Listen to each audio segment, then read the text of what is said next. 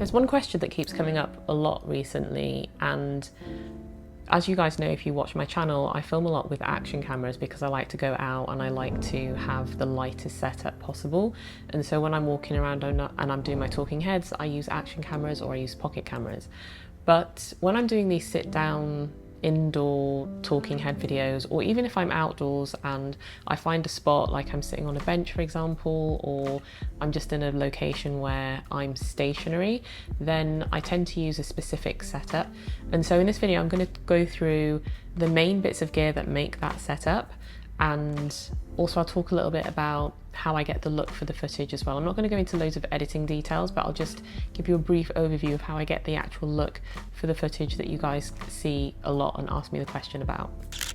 So the main piece of gear is the camera, and I use the Sony a7S III.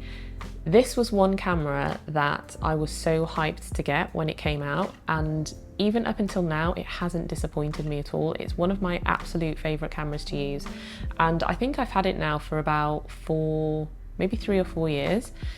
And the main reason that I wanted to get it was because I wanted to have a camera that was amazing in low light, had incredible autofocus so that when I'm doing these talking heads and I'm moving around, the autofocus wasn't going to keep hunting around. And so for that, it's incredible. And I also wanted to have a camera where I could shoot in log. So previous to the a7S III, I had the a7S II, and I used to shoot in S-Log2, but it was limited because it wasn't enough to be able to push around the log footage. And so I knew the a7S III was going to be that next leap for me. And actually, sorry, prior to that I had the a7 III after the a7S II, and that was the limitation of that as well. So the a7S III, I got that, and I shoot in S-Log3, and then I color correct and I color grade my footage. And there's a whole process for this, and I have done a video about this.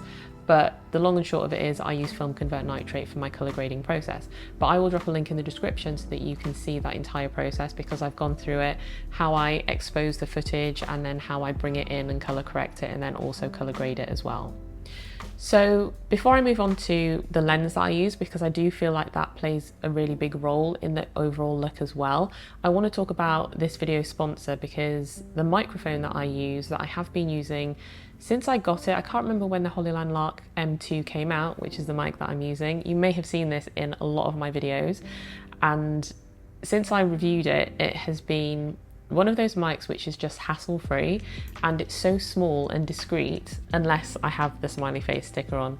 But I kind of like that, so I just left it on because I used it in the review to show that you could actually change the stickers from having something like this to cover up the logo, or just having something that's plain black to mix in with a darker shirt, or having a white sticker to mix in with a lighter shirt. And so yeah, this mic has been my go-to for my a7S III. And the reason that I use, now typically I don't like using wireless mics that are clipped onto me, because my hair, if I'm moving around a lot, then my hair will brush against the mic and cause that crackly sound. And so unless I know that I'm going to be very close to the camera, which is quite rare, then I will use this microphone. Otherwise, if I'm out and about and I know I'm going to be quite close to the camera, and especially outdoors, I will use the Sennheiser MKE 400. And again, I've done a review on that mic, so you can check that out. But that is my go-to shotgun mic for putting on top of the camera and just talking directly into the camera if I need to. But yeah, the Hollyland Lark M2 is perfect. It's so lightweight, it doesn't drag my t-shirt down, and that's something that I really don't like about other heavier wireless microphones. They just feel like the t-shirt is constantly drooping. And the audio quality that comes from this mic is just insane. I mean, you can hear it for yourself now. It is so good and it's so clear. And if you're outdoors as well and you're in a busy environment, even though it is a omnidirectional microphone, it doesn't pick up as much background noise as you would think. It actually cuts it out, or at least eliminates it quite well, so that you have a clear voice. And if it's windy, even if you don't use the wind muffs and you use the noise reduction on the microphones, it doesn't distort the audio. It still sounds pretty clear. So yeah, this is definitely my favorite mic at the moment in terms of using it for my a7S III. And the other thing is, with this mic, you actually can get it in several versions. So you can get the version where you have these little receivers, which you would typically use for your phone. So you can just plug it straight into your phone and get amazing audio. So if you want to do voiceovers or you just want to do videos and have really nice clean audio, then these are perfect. And it comes in USB-C and a Lightning version. And then you've also got the receiver which plugs in directly to the camera like I'm using at the moment, and that connects via a TRS cable. So if you get this, then you can basically use this for any kind of setup that you have: phone, action camera, computer, mirrorless camera, DSLR. So it's a really great versatile mic at a really decent price as well, especially if it's Black Friday like it is now.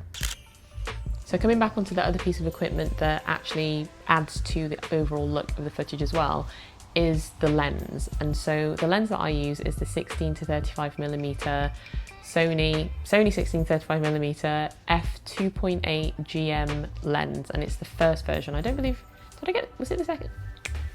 No, it's not the second, it's the first version. And this lens has been my absolute everyday go-to lens for talking heads.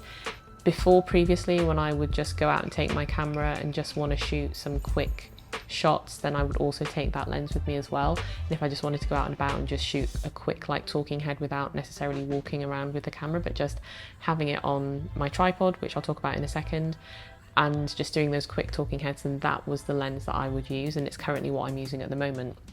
And I like the fact that I like the 20mm focal length. So depending on where I am, like in this room, I was going to have it open a little bit wider, so it was a bit of a wider field of view, but it didn't quite work. And so previous to that, I used to have the 24mm f1.4 GM lens by Sony, and it was just limited in where I could place the camera sometimes. And so moving up to this lens was the better option.